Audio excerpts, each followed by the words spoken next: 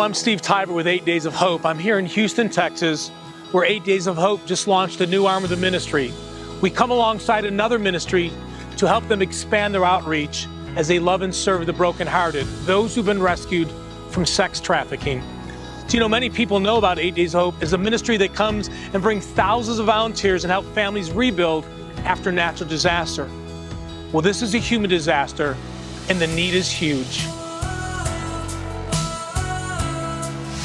Sex trafficking is just not an issue in the big cities. It has no boundaries. It's from coast to coast. And after doing our due diligence, 8 Days Hope realized there's not enough places for these young ladies to go once they've been rescued from this slavery. What a perfect time for the church to come alongside 8 Days of Hope as we serve these aftercare ministries.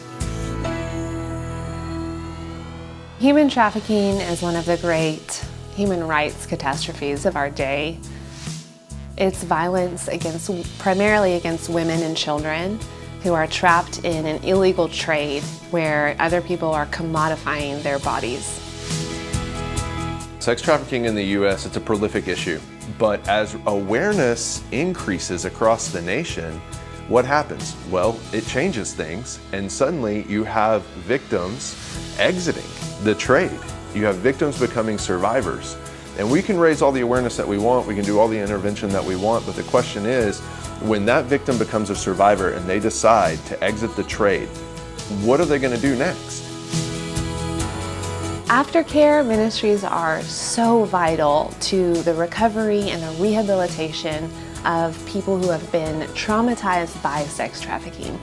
It is such a critical piece of the puzzle that without it, there is no hope for restoration, really. And so safe homes, aftercare centers, we call ours a restoration campus, do a vital piece of the work by looking at the holistic need of the individual, whether it's financial literacy or job skill training, access to the gospel, social rehabilitation, all of these things, looking at that individual's need and filling the gaps for that person so that they can go on to live a successful, independent life. You never really know what to expect when you meet a buyer as you're being sold. You never feel safe. You lose all sense of your identity and your self-worth.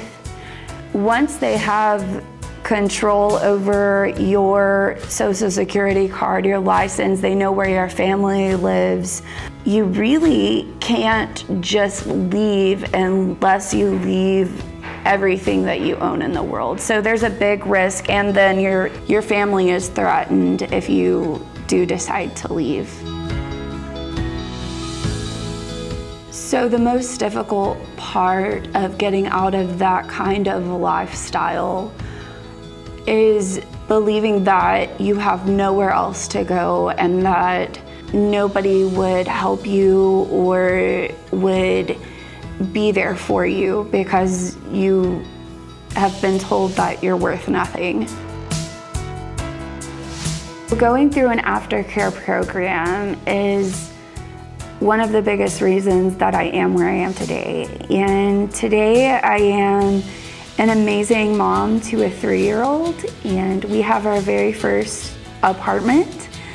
I'm off of government assistance. I was able to go through school, and we love our lives. We get to be surrounded by friends and family that truly love us, and an amazing community where we are encountering the Lord consistently, and it's I just didn't know that life could be this good.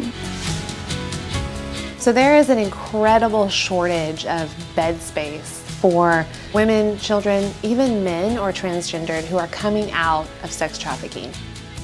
For some of the residents that come to us, this might be the first safe home environment that they have ever experienced.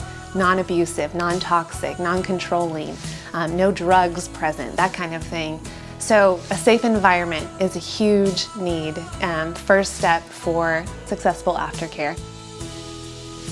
8 Days of Hope is providing a critical need for aftercare ministries.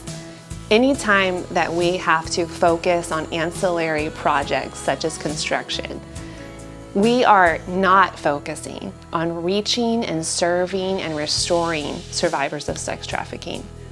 Not only that, but the work that 8 Days of Hope has done has been exponentially greater, more professional, more beautiful and excellent than anything that we ourselves could have imagined or accomplished on our own. So we are incredibly grateful for the work and the volunteers and the donated materials and everything that 8 Days of Hope has provided.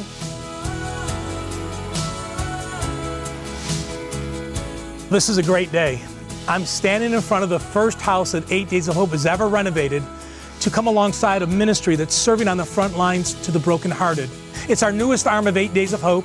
It's our Safe House Construction Ministry, where we'll partner with ministries from coast to coast to help them to renovate, build, or remodel a place so they can offer additional support, physical, spiritual, and emotional healing.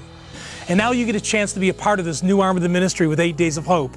We've traveled the country and we've rebuilt thousands and thousands of homes after natural disasters. Well, this is a human disaster. We ask you to do one of three things, maybe all three. First of all, pray.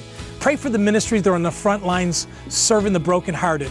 They're serving from California to New York, Texas to Minnesota, big towns and small towns, organizations like this one. Secondly, volunteer. If you're a skilled professional, you know how to paint, electrical work, maybe you're a plumber, a roofer, maybe you're a great carpenter, you know how to put flooring down, we need you.